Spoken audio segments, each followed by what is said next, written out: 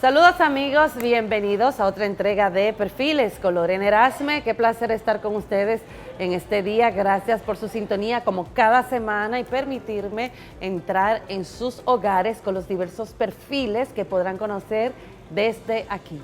Pues les cuento que el perfil de esta semana yo lo he denominado el hombre de la palabra.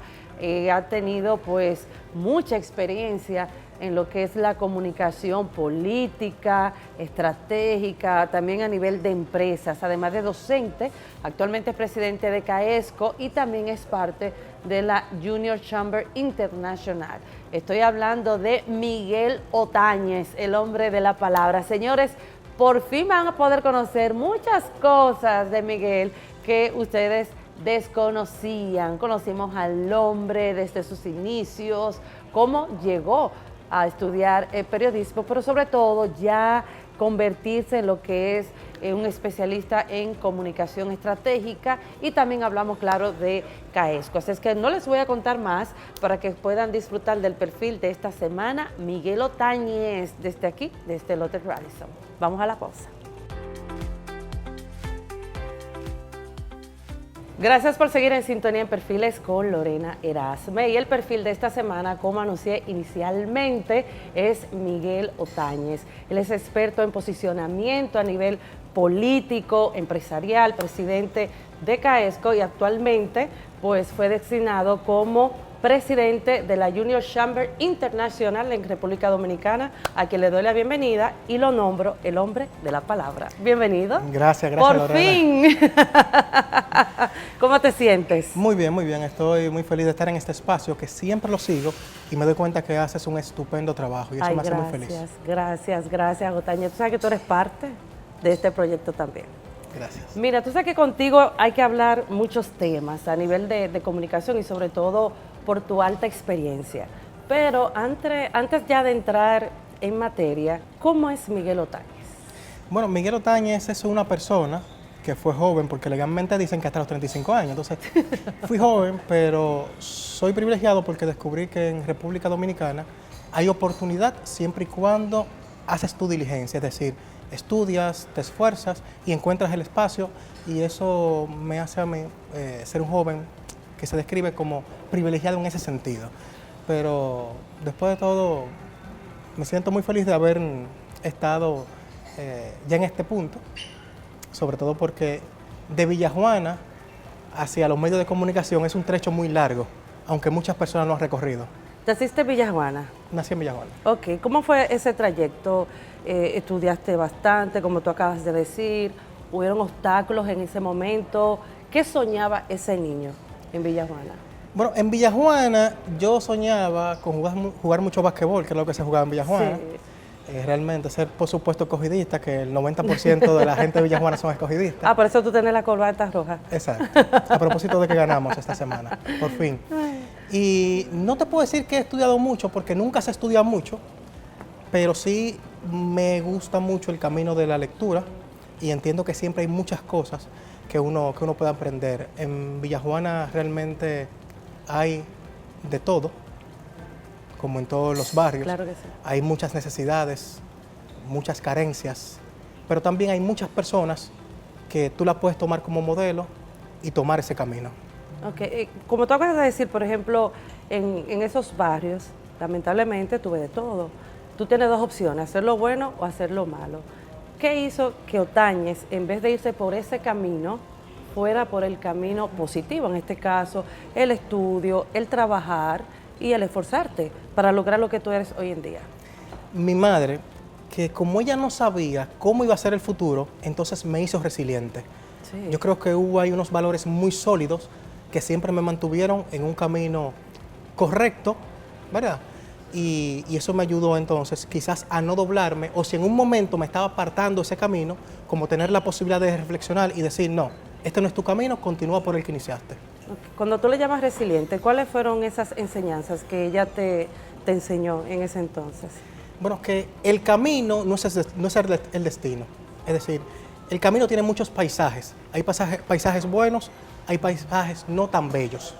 Pero sí, me enseñó ella que el hecho de que estés pasando por una situación complicada en un momento determinado, eso no quiere decir que ese es tu destino final, sino que solamente es parte de un proceso en el cual tienes que aprender para posteriormente llegar quizás a una meta de la cual ese camino incluso te estaba preparando. Es decir, una situación difícil te puede preparar para algo mucho mayor. Mucho mayor. ¿Tú eres el mayor de tus hermanos? No, soy el más chiquito, El más de chiquito. todos mis hermanos. ¿Cuántos hermanos son ustedes? Bueno, mi papá tuvo 6 hijos. En el caso de mi madre, 4. Yo soy el número 4. ¿Qué recuerdas de tu madre? ¿Cómo era tu madre? ¿Cómo fue esa niñez? ¿Eras un niño consentidor por ser más chiquito? No, tú sabes que mi madre es una mujer con mucha sabiduría, fue una mujer con mucha sabiduría y con una extraordinaria visión. Sí. Ella no consintió a nadie porque ella sí estaba convencida de que en la vida se necesitan personas fuertes. Y ella lo que hizo fue hacer niños fuertes para un mañana que necesita adultos fuertes. Y eso construyó mi madre. Eso fue lo principal que ella me dejó y es lo que hasta el día de hoy yo recuerdo y espero no olvidarlo. Ok, ¿fue fuerte tu madre contigo en ese sentido? ¿Fue una madre estricta, una madre dócil? Aunque fue estricta, fue muy cariñosa contigo. ¿Qué tú recuerdas de ella? Fue una persona muy dulce, pero a la vez con mucho temple, mucho carácter, y no necesariamente de esas madres que recurren, ¿verdad?, a esos métodos de educación tradicionales, Sí. pero sí uno advertía en su comportamiento que lo que venía, si no le hacías caso, podía ser fuerte. ¿Y tu papá? ¿Cómo fue tu padre? ¿Fue fuerte con ustedes? En el caso por criarse en una comunidad, como tú dices, cosas positivas, cosas negativas. ¿Fue fuerte con ustedes en aquel entonces? Bueno, yo creo que mi padre era una persona de un carácter muy friendly. Sí, Sí. una persona que, Tu madre era la estricta. yo no diría que era la estricta, pero sí era la de normas, la de cumplimiento y la de que había que hacer las cosas. Mi padre era más friendly. Ok. Tu madre, Otañez, según lo que he podido conocer de ti, murió cuando tú tenías, no tan 18 adulto, años. como 18 años. Cuando pierdes a tu madre, que por lo que hemos hablado fue tu pilar, fue tu consejera, fue la que te hizo el hombre que eres hoy en día, ¿cómo fue para ti en ese momento? Bueno, el día que se fue mi madre, para mí se fue todo. Se fue todo. Sin embargo, te confieso que cuando pasaron esos días, es decir, lo que popularmente le llamamos que los 9 días, el primer mes, sí entendí algo, que ella, en ese proceso de estar con nosotros, Sí. nos enseñó algo muy importante. Nos enseñó que ella nos estaba preparando para entender que no siempre ella iba a estar ahí. Wow. Que la vida es un camino que hay que recorrerlo solo y que aunque cuentes con muchas personas, debes estar preparado para entender que tus caminos los caminas solos, pero tienes apoyo a tu alrededor. ¿Estaba listo en ese momento? Ni en ese momento ni ahora. Si me tocara vivirlo ahora, te diría, no estoy listo. Wow. Tú sabes que cuando uno logra desarrollarse en la vida, como tú dices, con ese legado que los padres nos enseñan, y para nadie es un secreto que tú eres un hombre de mucho éxito, gracias a Dios, tú no piensas en momentos, si mi madre estuviera viva y viera lo que en hoy me he convertido, ¿qué hubiese pensado? ¿Qué me hubiese dicho? ¿No has pensado eso en su momento? Bueno, tú sabes que en una época de tanta relatividad, a mí no me gusta la afirmación en lo particular de que soy exitoso. He tenido éxito. Yo puedo decir que he conseguido cosas, quizás no materiales, Sí. pero sí intangibles que para mí tienen más valor que todo eso. Y todos los días pienso que me gustaría escuchar la opinión de mi madre en torno a lo que hago, a lo que hice y a lo que posteriormente voy a hacer. En ese trayecto, ¿cómo fue? De ahí en adelante, ya un joven de 18 años. Ya ahora mismo tú sabes que los tiempos de antes no eran igual o no son igual a los de ahora. O sea, ¿cómo fue para ti ese desarrollo, el no tener a esa mujer al lado de ti? ¿Cómo pudiste enfrentar la vida? ¿Cómo fue ese proceso de ahí hacia adelante? ¿Cómo fue ese proceso? Vivir. Y todo lo que implica vivir. ¿Qué implica vivir? Implica momentos felices, momentos tristes, momentos más tristes, situaciones muy difíciles. ¿Económicas? De todo tipo, de todo tipo. ¿No te apoyaron en ese momento tu familia, en este caso los hermanos de tu madre, los primos, los tíos, que siempre son las personas que están más cercanas a uno? Tú sabes que tengo que confesar que tengo una familia materna que siempre está ahí. Sí. Son de las personas que quizás en el día a día no lo ves, no le llamas, no te llaman, pero ante una situación difícil están ahí, están ahí. Debo confesar eso. Y sí, hay momentos donde los necesité y si les toqué la puerta, ¿Estuvieron ahí? me la abrieron. Qué bueno. Tengo que decirlo. ¿Qué cambió en ti la muerte de tu mamá? Quizás yo no tengo respuesta para esa pregunta, porque lo único que te pudiese decir es que hay un antes y un después.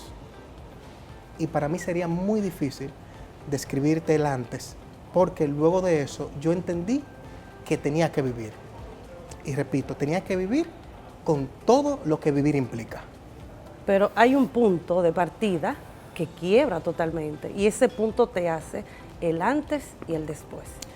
Bueno, yo te diría que como mi mamá vivió un proceso de enfermedad, yo creo que la transición, aunque el momento de su muerte fue muy doloroso, pero muy doloroso, tanto que aún duele, te puedo decir que en ese proceso de su enfermedad, de estar ahí con ella, hubo una preparación. Y quizás aquí el mensaje clave que ella nos dejó a nosotros para siempre es, y cuando yo no esté aquí, ¿cómo ustedes se van a hacer? Entonces, en ese momento, ella llegó a conversar eso con ustedes directamente. Sí, siempre. Fue un proceso, por decirlo de una forma, de inducción a la vida. Es decir, mis hijos, eso es lo que hay que hacer. Wow. Y tienen que hacerse de cuenta que yo no voy a estar aquí para siempre. Entonces, eso implicó, lógicamente, con cierto ya razonamiento de adolescente, ya entrando en la adultez, de que es una posibilidad que hay que contemplar de forma muy seria, independientemente de la emoción. Madurar. Uno no quiere que esas cosas pasen. Tú decías hace un momento, ¿estás preparado? ¿Estabas preparado? No. Pero ¿hay la posibilidad de que pase? Sí. Y en función de eso sabemos que tenemos que tomar decisiones. Así es. ¿Cómo fue, ya entrando un poquito ya en la parte profesional, de en adelante cómo llegas a lo que es el tema de la comunicación, el tema ya, por ejemplo, de asesoramiento? ¿Cómo llegaste a ese punto de conocer de que, bueno, yo quiero ya estudiar esta parte, quiero profesionalizarme? Nunca fue mi sueño. ¿Nunca fue tu sueño? No. ¿Y cuál fue tu sueño? Estudiar comunicación. Quizás en el momento de la vida, en esa franja etaria, donde te toca elegir qué estudiar, tú me preguntabas a mí, bueno, periodismo, comunicación, y yo te decía, eso es ruso, es alemán, no lo entiendo. En mi vida hay una persona que me marcó mucho, que es el ingeniero Johnny Cabrera Morel, mi primo, una persona que vino del interior a la ciudad a estudiar. Y fue una persona que impactó tanto en esa generación anterior a él, que incluso queríamos ser como él. Y en ese querer ser como él, estaba ser ingeniero electromecánico. Entonces, mi sueño era ser ingeniero electromecánico. Entonces... totalmente diferente a lo que es el periodismo y la comunicación. Sí, totalmente diferente. Totalmente. Y entonces, en un proceso comienzo a trabajar con mi tío, que tenía una empresa de ingeniería electromecánica, Nelson Perdomo, el ingeniero Nelson Perdomo, pero me gustaba muchísimo la electricidad, la electrónica, todo eso. Pero había un tema económico, una barrera económica, y también parte, pues no se lo voy a atribuir todo a la barrera económica, también había algo económico. Estaba una situación muy difícil. Sí. Y entonces me tocó trabajar en esa empresa de él, y me hice técnico, ya la parte técnica la manejaba muy bien en los temas de electricidad, industrial, residencial. Y entonces vinieron unos años muy complicados para República Dominicana, que fue la gestión de gobierno 2000-2004, que viene todo el tema del quiebre de Baninter. Hipólito Mejía en aquel entonces, exacto, el PRD. Exacto. Entonces, la compañía está pasando por una situación difícil. Entonces, en un momento yo me constituí en el vocero de los empleados. Bueno, tenía Tú mucho... eres el líder. Bueno, El líder de ellos, o sea, el vocero. Si había una inquietud, una molestia, no, tú eres el que... digamos para que no suene tan pretencioso, ni líder ni vocero, sino el atrevido del grupo. Muchacho al fin, joven al fin. Entonces yo era que lo reivindicaba, ¿no? No hemos cobrado y tal cosa. Incluso la empresa siendo de mi tío, porque había una situación difícil, porque a veces... Los bancos quebraron No, totalmente. es una situación muy difícil. Entonces, se despertó en mí cierta sensibilidad social. Yo luego que terminé la secundaria, duré mucho tiempo para entrar a la universidad. Entonces me cogió con que quería estudiar Derecho. E incluso fui y me inscribí a estudiar Derecho. Pero previo a todo eso, yo me juntaba con unos amigos que estudiaban todos medicina. Y ellos hacían los domingos una especie de peña, de círculo de estudio. De un compartir. Sí, entonces debatían temas de historia, Como un etcétera. laboratorio. Sí, debatían temas de historia, entonces yo ahí como que no opinaba porque todos ellos eran personas que ya estaban en la universidad, estudiaban medicina y la carrera de medicina es muy, muy densa. Bastante. Y por lo regular los médicos son personas que tienden a ser muy cultos, a estudiar mucho. Pero se fue despertando en mí esa curiosidad intelectual y siempre le agradeceré mucho a dos personas, que es el doctor Bernardo Regalado Andújar, le decíamos Junior en ese tiempo, ya no le podemos decir Pero... así, y el doctor Luis Roa. Luis Roa. Sí, que siempre me acompañaron en todo ese proceso de estudiar, en esas inquietudes. ¿Y cómo llegó la comunicación? Oye, ¿de qué forma más curiosa? Vamos a ver. Yo trabajaba en una compañía de teléfonos como técnico.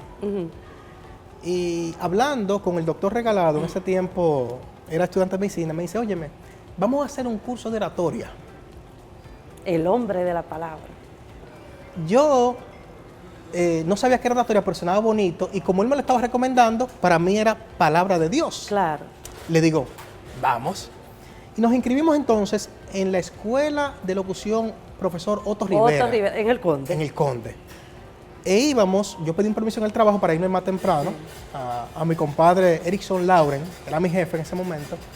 Me iba más temprano los sábados, para llegar unas horas antes. Entonces estábamos creo que de 5 a 7 de la noche. En la primera clase, escuché y vi al profesor Adriano de la Cruz. Adriano de la Cruz. Con una elocuencia extraordinaria y una capacidad de improvisación espectacular, pero además con una cultura extraordinaria. Y él dijo en ese momento que él era director del Instituto Dominicano de Periodismo. Yo me vi en esa persona que estaba hablando. Te a los impactó, te estudiantes. lo tomaste como ejemplo en el momento. Totalmente. Tanto así, que yo fui el lunes siguiente, eso fue un sábado, yo fui el lunes siguiente a inscribirme en el Instituto Dominicano de Periodismo a estudiar periodismo. ¿Por qué? No porque me gustaba, no porque sabía que era, porque yo quería ser como él. Como él. Bueno, Miguel, vamos a una breve pausa y cuando retornemos vamos a seguir con este interesante conversatorio. ¿Qué te parece? De acuerdo. Vamos a la pausa. Gracias por seguir en sintonía en Perfiles con Lorena Erasme, y el perfil de esta semana pues es Miguel Otañez, presidente de CAESCO. Actualmente fue designado como presidente de la Junior Chamber Internacional en República Dominicana y yo lo he nombrado el hombre de la palabra. Tú sabes que en el bloque anterior, Miguel, tú decías de que una persona te impactó, tú querías ser como él y por eso tú estudiaste periodismo. Sí, el profesor Adriano de la Cruz, yo quería ser como él. Me inscribí al Instituto Dominicano de Periodismo a estudiar periodismo. Sí. Una carrera, te confieso, hermosísima. Bueno, ahí duré unos 2 años. Muchos profesores que me impactaron, tenían una playa de profesores realmente extraordinarios. Por eso el Instituto Dominicano de Periodismo, en un momento en República Dominicana, se constituyó en la mejor escuela de periodismo, no de comunicación, de periodismo. Entonces, bueno, ya ahí duré aproximadamente unos 2 años, que era lo que duraba Sí, la carrera. la carrera. Ya en el tramo final, conocí a otro profesor, ya en el cuarto nivel, cuarto, quinto nivel, si mal no recuerdo, el maestro Darío Cuba. Darío Cuba. El maestro Darío Cuba, que yo aún no estaba en el área de comunicación, Sí. y entonces él estaba como subdirector de la Corporación Estatal de Radio y Televisión Dominicana, CERTV, que es lo que nosotros conocemos como el Canal 4. Él era uno de los subdirectores y hacía un programa los viernes. Y me dijo, ve los viernes, yo grabo a las 10 de la mañana, para que entonces tú veas cómo es todo el proceso. Como pasante. Sí, lógicamente por mi mente nunca pasó la posibilidad de estar en televisión, porque yo decía, es que mi cara se ve perfecta en radio. Entonces, realmente nunca contemplé esa posibilidad. Darío, con una extraordinaria y maravillosa habilidad de lograr que la gente haga lo que quiera, lo que él quiera. Sí. Bueno, pues hizo que yo fuera todos los viernes. Yo pedía permiso y a veces le confieso a el ingeniero Torres que me iba sin permiso de mi trabajo ahí en la 30 de marzo en Cell Phone Center. Me iba a veces sin permiso. Guillermo Torres, un abrazo para él. Entonces, ahí comencé con él viendo cómo se hacía televisión y eso. Y un día él me dice, mira, ¿y por qué si tú sabes tanto de tecnología, no haces un segmento hablando de tecnología? En efecto, yo dominaba mucho el tema tecnología porque siempre me gustó la parte tecnológica, como trabajé también con teléfonos por más de 2 años y me formé en esa parte técnica. Bueno, yo como no sabía decir que no en ese momento, le dije, Está claro. Bueno, él me dice, perfecto, arrancamos entonces el próximo viernes. Y yo, magnífico. Lorena, ¿Cómo fue para ti en ese él momento? me dijo, mira, es un segmento de 5 minutos, eso es fácil. Claro, para personas con la experiencia que tú tienes, además el talento que tú tienes, es fácil hacer 5 minutos de televisión. Sí. Para mí, había un aire acondicionado, quizás que estaba en menos 40. Y yo sudaba. Te dio frío, es te que dio esos calor. Oye, esos fueron los 5 minutos más largos de mi vida. Y él dice, bueno, y dice en el aire, todos los domingos, el programa se grababa los viernes, Sí. salía los domingos, va a estar Miguel Otañez con nosotros. Y yo, magnífico. Lo que me faltaba. Ahora dije, en televisión. En televisión. Bueno, y así seguí con esa parte. Él me hizo productor de televisión. Fue una persona que me impulsó muchísimo en mi formación profesional. Te enseñó todas las áreas de la comunicación. Sí, sí. ¿En qué sentido? A nivel televisivo. Sí, a nivel televisivo me formó muy bien, Sí. muy bien. Tanto que si hoy estoy en los medios de comunicación participando de ellos como analista y eso, se lo debo a él. Se lo debo a él. Pero de igual forma, él me enseñó un área de la comunicación que no conocía. ¿Cuál que era? es la comunicación estratégica y las relaciones públicas. Porque él tenía esa formación, tanto de academia como el conocimiento práctico. Ahí voy, Miguel. ¿Cómo tú te das cuenta dentro de esta diversidad, por ejemplo, de estar en televisión, producción? Tú te das cuenta, no, lo mío es comunicación estratégica. En este caso, crear políticos, asesorar políticos, cuidar la imagen. ¿Cómo tú te das cuenta que ese es tu fuerte? Tú sabes que, para contestarte la pregunta, años después me di cuenta que uno tiene que hacerle caso a los demás, porque muchas veces no nos damos cuenta de cuál es nuestro talento, de cuál es nuestro fuerte, sino que las personas de forma indirecta te lo dicen cuando te señalan y te dicen, necesito que me apoyes en tal área. Entonces, no es que yo me di cuenta y dije, bueno, me levanté un día iluminado como Buda y dije, voy a ser asesor. Voy a hacer comunicación estratégica. No, porque dicen incluso que cuando una persona se queda sin trabajo, comienza a ser consultor. Sí. No. En mi caso... Ay, no digas eso, tal. No, eso es lo que dicen, no es lo que yo creo. Sin embargo, en el caso de Darío, yo duré mucho tiempo bebiendo agua de la fuente. O sea, aparte de que estudié, y Darío Cuba era una persona que yo llegaba un día a su oficina, allá en el Canal 4, y él me decía, te guardé este libro. Para leer. Y yo tenía que leerlo, entonces lo discutíamos. Qué bien. Pero aparte de eso, me iba recomendando formaciones. Pero adicionalmente a eso, él estaba en esos menesteres y yo estaba ahí con él, Como su discípulo al lado. Sí, y era una persona que siempre me trató como el tamaño de profesional que él quería que yo fuera, más no como el asistente, como el ayudante, como el pasante. Y esto es importante, quizás es un mensaje para muchas personas que nos ven, que tienen a su alrededor personas que quieren impulsar. Uno tiene que tratar a la persona como uno quiere que sean. Bueno, que no todos te entiendan en el momento, puede ser. Pero como en todo en la vida, hay un margen de error. Claro que sí. Él decidió jugársela conmigo en ese sentido y me daba grandes responsabilidades y como que yo logré. Vio el talento en ti, Tañez. Bueno, yo no diría que un talento, ¿verdad? Pero quizás que funcionaba. Y parece que todavía funciona porque no me puedo quejar. Dentro de ya este tiempo que ya tú te has especializado en esta área, en asesorar políticos, empresas, ¿cuál ha sido, por ejemplo, el asesoramiento más difícil que has tenido? Todos son difíciles. Pero hay uno en particular que siempre dice, Dios mío, pero ¿qué voy a hacer? ¿Cómo lo voy a manejar? No se lleva de mí. ¿Cuál fue esa persona? Sí, yo diría que como todos los asesoramientos o asesorías son difíciles porque no todos son iguales, yo diría que lo más importante en este caso es entender como asesor, como consultor, que no es que tu asesorado se debe llevar de ti, sino que tú haces recomendaciones y siempre él va a tener la potestad de decir sí o no o ignorarte. Eso es algo con lo que el consultor debe hacer las paces, porque no es con un niño que estamos tratando, que tú le dices, siéntate ahí y se sienta. Además, el consultor no tiene toda la verdad. Sí tiene mucha experiencia, pero no tiene toda la verdad.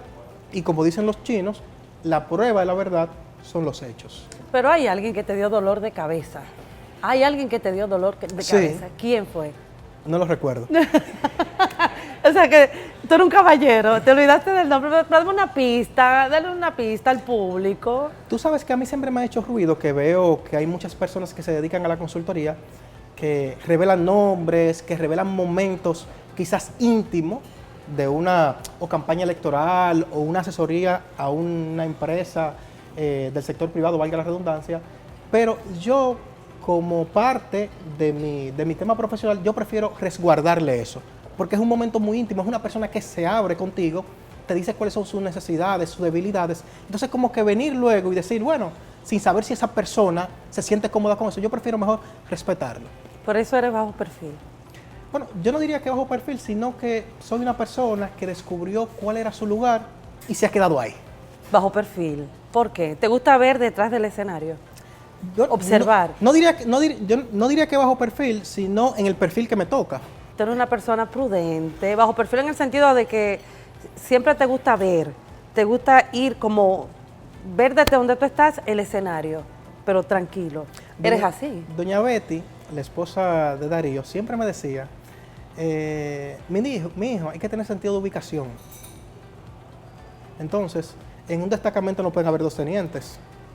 Entonces, en una campaña electoral solamente hay un candidato.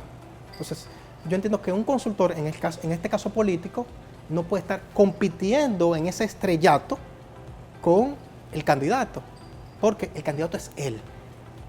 Ahora, yo lo que puedo hacer es ayudarlo a él a brillar, porque para eso estoy ahí en su equipo. Así es, muy bien, muy buena respuesta. Miren cómo me esquivó, pero está bien. Vamos a chancearte esta, como dicen. Por favor. Por favor. Antes de irnos a la pausa, Miguel, según tu experiencia ya a nivel estratégico de comunicación política, empresarial, ¿cómo tú ves actualmente los medios de comunicación, sus actores y también en el ámbito político? Me preocupa. ¿Por qué? Sí, estoy muy preocupado por cómo van los medios de comunicación, no solamente en República Dominicana, en todo el planeta. ¿Por qué? Todos los que hacemos comunicación y participamos de los medios de comunicación, estamos convencidos porque sabemos que los medios de comunicación construyen o destruyen. Y como observamos el ritmo que llevan los medios de comunicación en la construcción o en la deformación de una sociedad, eso debe preocupar absolutamente a todo el que tenga dos dedos de frente, a todos. Por los actores que están ahora mismo.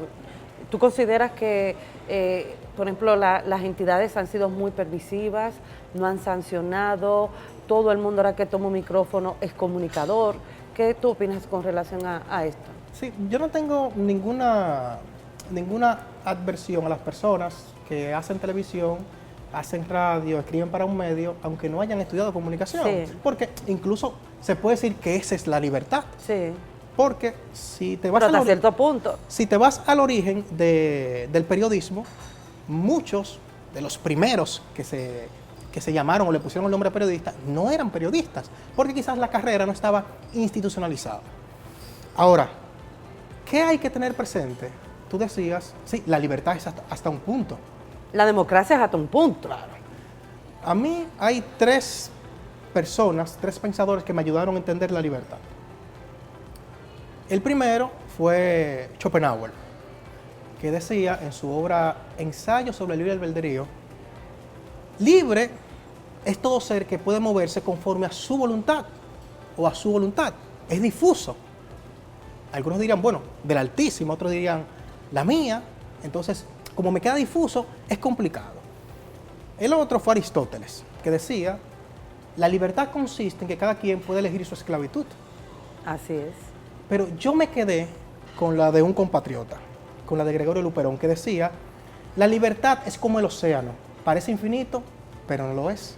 Entonces, en los medios de comunicación debemos entender eso.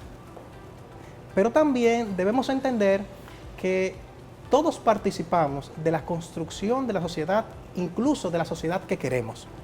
Ahora, el que se sienta que no esté participando de eso, luego entonces que no se queje de las consecuencias. Exactamente. Tú decías, bueno, vive de espalda la realidad. Sí, tú decías, ¿hay muy poca regulación? Sí, hay muy poca regulación. ¿Es en República Dominicana? No, en todo el planeta, porque es un problema planetario. Es un fenómeno que incluso está llegando tarde a República Dominicana, muy tarde. Entonces, hay muy poco que hacer ahora mismo, salvo apelar a la conciencia y a la formación de los individuos de cada quien que participan en los medios. Entonces, ¿qué nos queda? Sensibilizar en torno a la gran responsabilidad que tienen todos los que participamos de los medios, todos. Y tratar de hacer la diferencia, claro está, con un contenido de calidad. La parte política, tu parecer, el entorno actual político del país, los actores son buenos, van por buen camino a nivel de imagen, se cuidan, tienen su equipo. ¿Cómo tú valoras esa parte? Yo creo que República Dominicana ha crecido muchísimo en el nivel técnico que exhiben los políticos en cuanto al tratamiento de su imagen. Cuando digo que hemos avanzado mucho es porque todos los políticos ya tienen asesores, tanto de imagen. Ay, pero hay algunos. Bueno, lo que pasa. Pero hay algunos. Bueno, lo que pasa es que cada actor es hijo de su realidad. Sí. O sea, hay personas que ejercen la política desde sus debilidades internas. Y no siempre eso es culpa de un consultor. Porque, te lo decía hace un momento, bueno, yo puedo decirle o recomendarle qué hacer. Que él lo haga a una distancia muy larga. Pero, en sentido general, yo creo que en República Dominicana los políticos se están manejando muy bien en cuanto a lo que se dice comunicación política, marketing político. Ya en cuanto al fondo, y eso es otra cosa. Miguel, vamos a una breve pausa porque hay que hablar de CAESCO en este sentido, pero antes voy a dar una preguntita en el aire y es sobre los jóvenes actores en la política dominicana. Me gustaría saber tu opinión luego de la pausa, ¿te parece? Vamos a la pausa.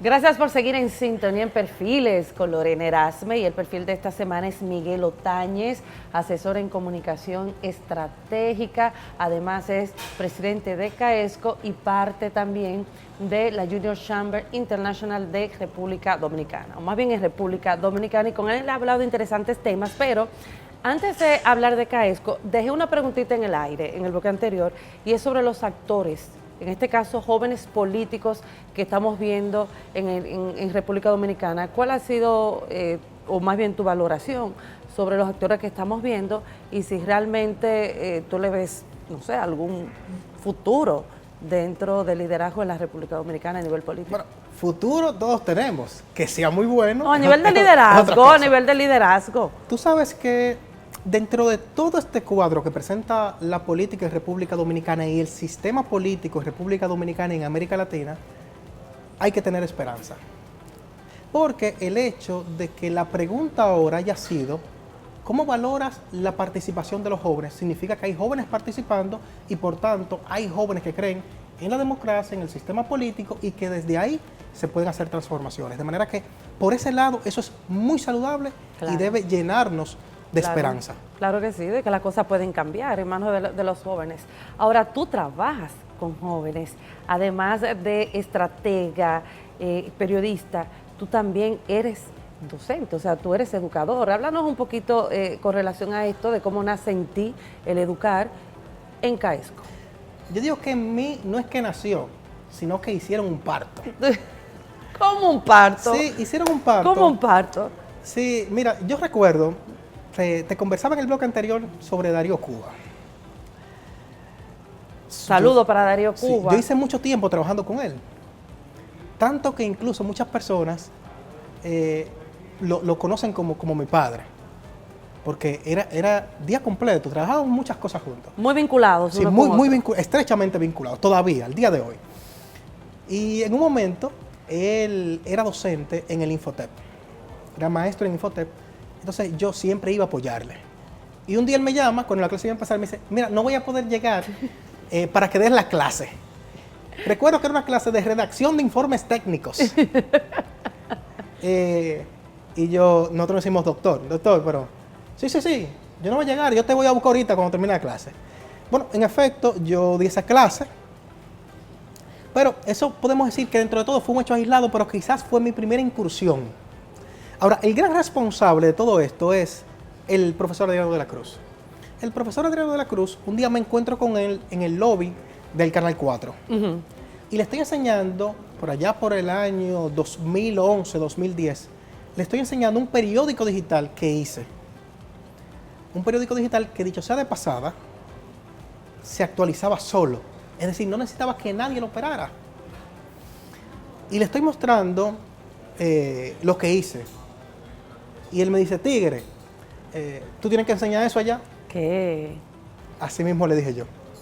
Así me lo dijiste, ¿qué? Sí, porque yo...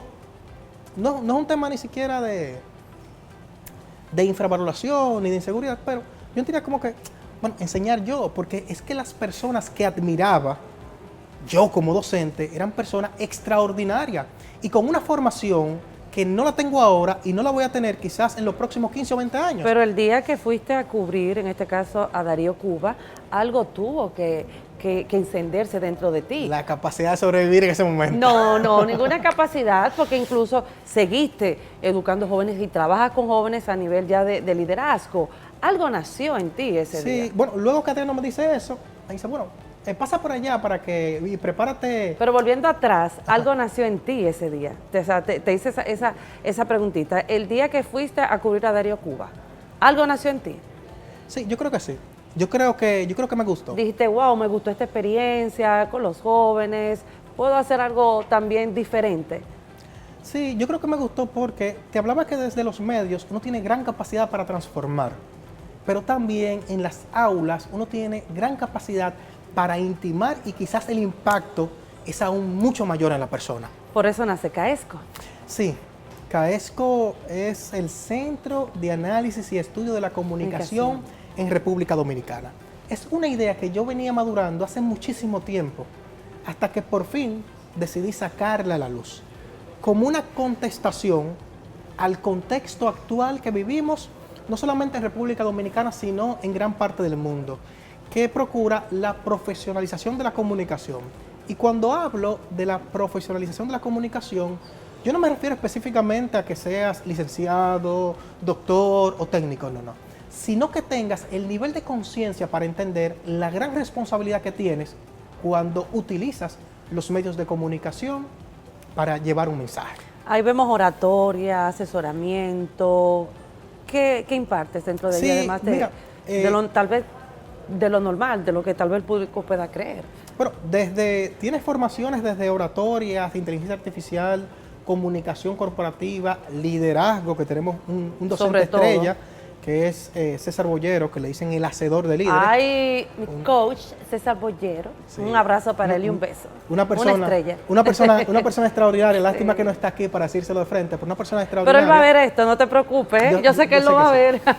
Entonces, en esa oferta formativa tenemos inteligencia artificial, liderazgo, incluso políticas públicas, economía, porque entendemos que en la medida en que los profesionales y las personas que hacen uso de los medios de comunicación para llegar a otros dominen temas complejos, van a poder lograr impactar y formar mucho mejor a la sociedad. Qué bueno. Por ejemplo, dentro de CAESCO también veo, por ejemplo, que tú premias a esos talentos, incluso impulsas a que puedan desarrollar iniciativas, proyectos. Háblanos un poquito de esa experiencia tan bonita que yo he sido parte también, porque he acudido y veo cómo los jóvenes se esfuerzan para ellos poder ser premiados y ser tomados en cuenta. Mira, los premios Periodismo de Juventud nacen como una oración contestada, porque en un momento yo estuve buscando, bueno, qué hacer para que la realidad social de los jóvenes se visibilice, tanto referentes positivos como aquellas necesidades de la sociedad que deben ser abordadas. Claro. Entonces, ahí, bueno, conversando con mi equipo de trabajo, Mayrenilde Muñoz, Maylin Dionisio, Un beso para esas nenas. Alba Martínez, Lacey y un equipo, Marilisbeth Núñez, Yulisa Morel. Conversando con ellos, entonces nace esta idea del Premio Periodismo de Juventud. ¿Qué busca ese premio? Que profesionales de la comunicación que trabajan en redacciones y en otros espacios de los medios pongan de relieve realidades sociales de los jóvenes, referentes positivos, pero también aquellas que deben ser abordadas en lo inmediato por los tomadores de decisión y lo publiquen durante todo el mes de enero, de suerte y manera que esos trabajos sirvan para que tomen acción quienes deben hacerlo. Entonces, hay un equipo de jurado muy preparado que entonces selecciona a los mejores y premia en 3 categorías. Juventud y Democracia, que premia entonces esos trabajos periodísticos que hablan de la participación de los jóvenes en la construcción de democracia. Jóvenes que hacen futuro, es decir, aquellos jóvenes que son un referente y que nos llenan a nosotros de esperanza por el trabajo que realizan. Y Realidad Social, que son aquellos trabajos periodísticos que muestran algo que debe ser abordado en la sociedad de forma inmediata. Qué bueno. Por otra parte, Otañez, actualmente, eres parte de la Junior Chamber International, aunque tú te has ya desempeñado en 2 funciones dentro de esta entidad, pero actualmente se están fungiendo en otra. Háblanos un poquito con relación a esto, cómo te sientes, las expectativas. José del Carmen Ramírez, que fue mi compañero de trabajo en una institución pública, me hablaba muchísimo de una organización de jóvenes. En un momento me introdujo a los Rotarios. Le envío un abrazo a los amigos de Rotario Santo Domingo Colonial. Formé parte de ellos por un tiempo. Pero él siempre me hablaba de la JCI, que es la Junior Chamber International. Y me hablaba de un capítulo muy especial que es JCIS 72, que está en el distrito. Bueno, hay que rescatarlo. Yo comienzo a conocer la organización y me doy cuenta que se trata de la organización más importante de jóvenes en el mundo. Wow. A nivel de liderazgo. A nivel de liderazgo y del impacto positivo que logran en la sociedad a nivel incluso socioeconómico. Bueno, me entusiasma la idea y comienzo a darle vida nuevamente a ese capítulo llamado JCIS 72, que es parte de la JCI. Entonces, asumo, con el favor de un grupo de jóvenes, la presidencia de la JCI JCIS 72, hace unos años. Bueno, ahí me involucro en todo ese proceso. Y digo, pero es un lado de la juventud de República Dominicana que no estamos viendo y es hermoso y logra un cambio espectacular en la sociedad. ¿Qué lado no se estaba viendo? ¿Qué tú no puedes describir? Los jóvenes que están apostando a República Dominicana y que toman acción en lo inmediato para que las cosas sucedan y para que las cosas cambien. Qué bueno. Pero también fungiste en otra área. Estuve dentro de la Junior. Luego, junto a Marinel Canela, que fue la presidenta nacional de JCI en un momento, como director nacional de Relaciones Públicas. Entonces, para este año que preside la JCI en República Dominicana, mi amigo y hermano Gil de Sena, él me pide entonces que lo acompañe como director nacional de Asuntos Públicos, Excelente. como un esfuerzo de él para reconectar esa organización con los diferentes actores de la sociedad. Insisto, quizás mucha gente no conoce o no recuerda lo que significa la JCI en República Dominicana. Y si tú me preguntas a mí cómo yo la describo, es una organización que transforma a la persona, forma líderes y transforma a toda la sociedad. Históricamente lo ha hecho. Y no te has dado cuenta de que en tu trayecto tú has transformado personas, has formado líderes y también educas para eso. Aprendí mucho de eso en la JCI, que es una escuela de formación de personas que quieren ser líderes. Qué bueno los planes que tienes ya dentro de esta nueva área en la Junior Chamber International. O sea, si ya has tenido algunos encuentros, algunas estrategias tal vez para poder convocar a todos estos actores involucrados en esta área. Sí, dentro de la JCI seguir contribuyendo desde mi área y desde las que pueda tocar a que ellos logren su propósito, que es seguir siendo la principal red de jóvenes líderes, que además ayudan a entender que los gobiernos deben ser de leyes más que de hombres. Así es.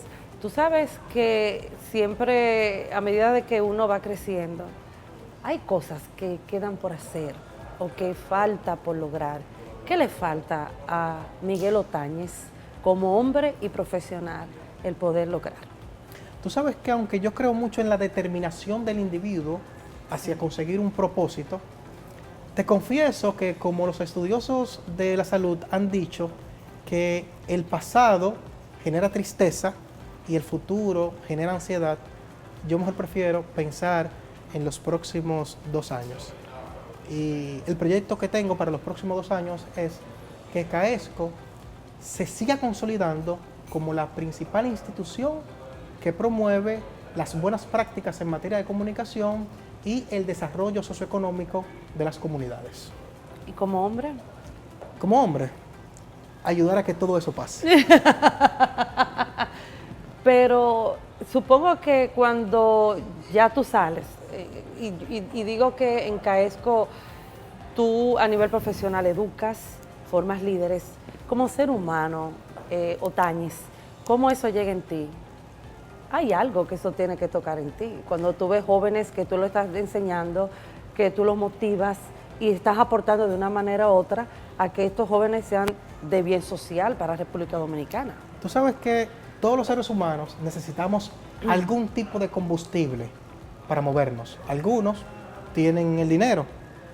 En lo particular, y en mi caso, yo tengo como combustible la satisfacción de ver a personas que logren sus propósitos. Y si yo puedo contribuir a ello, bueno, pues ese es mi combustible.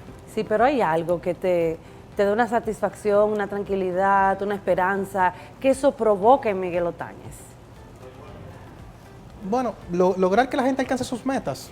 Yo entiendo que lo que uno debe lograr como individuo es hacer que las cosas pasen. Yo digo que el principal poder que tenemos los seres humanos es hacer que las cosas pasen.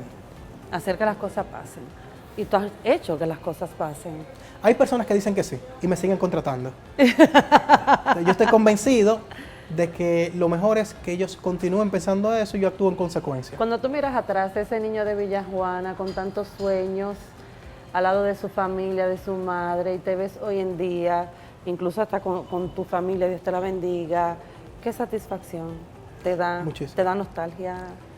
Sí, me da mucha nostalgia porque, bueno, sí, voy todos los sábados a dar clases en el Club Mauricio Báez, en el Liceo Mauricio Báez, y realmente te confieso que inmediatamente paso a la Máximo Gómez y entro a Villajuana. Me da nostalgia porque duré mucho tiempo viviendo en la zona, conozco ese territorio. Y sí, a uno no le entra esa nostalgia, pero también hay que tener muy presente, sin olvidar nuestras raíces, que no podemos ser solidarios con el pasado. Insisto, sin olvidar nuestras raíces, no podemos ser, bajo ninguna circunstancia, solidarios con el pasado. ¿Tú has bloqueado esa parte? No la he bloqueado, pero estoy determinado a entender que hay que abrazar el futuro para seguir avanzando. Sin olvidar el pasado, claro está. Lógicamente, porque es que el pasado nos sirve como referencia. para cosas que tenemos que seguir haciendo porque salieron bien y para cosas que no tenemos que volver a hacer bajo ninguna circunstancia. Y cuando tú a tu comunidad y te ven, por ejemplo, esos vecinos, esos niños, ya para finalizar, Miguel, caramba, ¿cuántas preguntas me quedan? Pero ¿qué te dicen ellos cuando ellos te ven tan formado, tratando de ayudar a otros jóvenes como tú vas allá ya de manera semanal? ¿Qué te dicen ellos? No me dicen mucho, pero me saludan.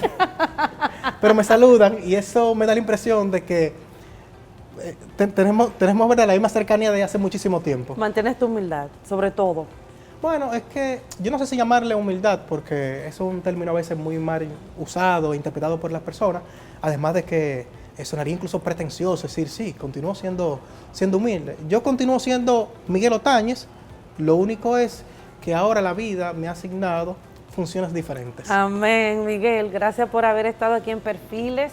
De verdad, eres un ser extraordinario, Gracias. Muy profesional y de verdad yo espero de que Dios te permita seguir abriéndote camino y de que tú sigas así, formando líderes que necesitamos en el país y dando el ejemplo de que sí se puede. Gracias, de verdad, por compartir con nosotros, abrirte un poco a nivel emocional y de verdad, gracias. Bueno, recibo todo lo que dijiste, lo abrazo, le doy retweet, lo comparto, le doy me gusta y todo lo demás. La verdad que te agradezco que hayas entendido que en este espacio yo tenía algo que decir. Me llena de mucha Tú satisfacción. eres parte de este espacio. Me llena de mucha satisfacción ver tantas personas importantes que has entrevistado en este espacio, porque eso habla de lo bonito que tienes en el corazón y que quieres llevárselo a todo el que ve este espacio. Eso habla también del modelo de sociedad que tú quieres construir a través de una muy buena práctica en la comunicación. Te felicito por eso. Amén, por eso te traje aquí. Gracias. Gracias, Miguel, y a ustedes. Vamos a una breve pausa, retornamos en breve.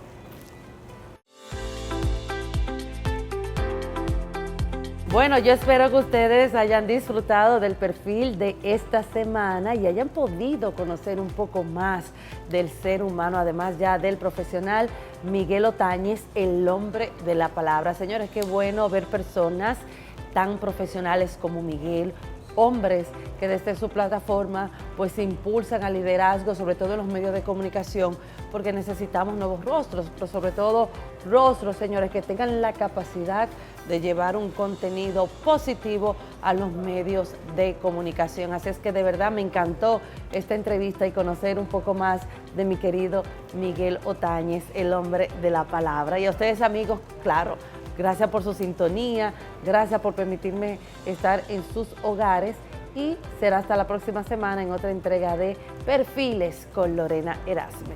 Hasta entonces.